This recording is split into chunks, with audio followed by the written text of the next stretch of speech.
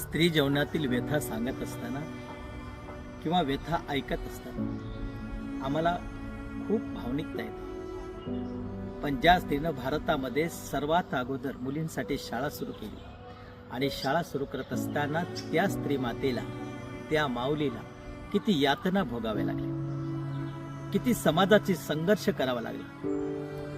ज्या वेळेस शिक्षणाचा विचारही लोकांच्या मनात आणला नव्हता, शिक्षणाशिवाय समाजाचा विकास होऊ शकत नाही, ही गोष्ट, हे विचार सावित्रीबाई फुले आणि महात्मा ज्योतिराव फुले यांच्या मनामध्ये येतात. आणि हे विचार जेव्हा त्यांच्या मनात त्या काळात येतात, त्या काळात येऊन देखील त्यांनी आपल्या विचारांना मोठं करण्याचं काम केलं. म्हणून स्त्री शिकली पाहिजे, पुढं गेली पाहिजे, हे खूप मोठा विचार त्यांनी त्यावेळेस मांडला.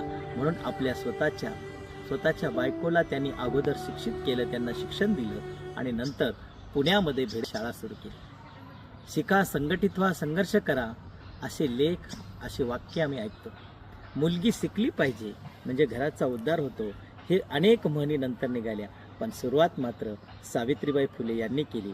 म्हणून आज जेवढ्या महिला माऊली आहेत, त्या आज ज्या शिकत आहेत, त्याचं श्रेय, त्याचं महत्त्व, त्याचं औदार्य, त्याची कृतज्ञता व्यक्त करण्याचं कार्य जर आपण कुणाजवळ केलं असेल, करायचं असेल, तर नक्कीच सावित्रीबाई फुले यांच्या स्मरण करावं. नक्कीच आजच्या पिढीला यशाच्या, विचाराच्या आणि स्त्री शिक्षणाचा खरा नारा ज्यांनी या समाजामध्ये रुजविला, त्या आदर्श माता, आदर्श स्त्रीवादी नेतृत्व म्हणून समाजसुधारक, वैचारिकता, स्वाभाविकता, समाजशीलता ज्यांनी जपली, त्या सावित्रीबाई फुले यांना खरंच स्मरण करूया.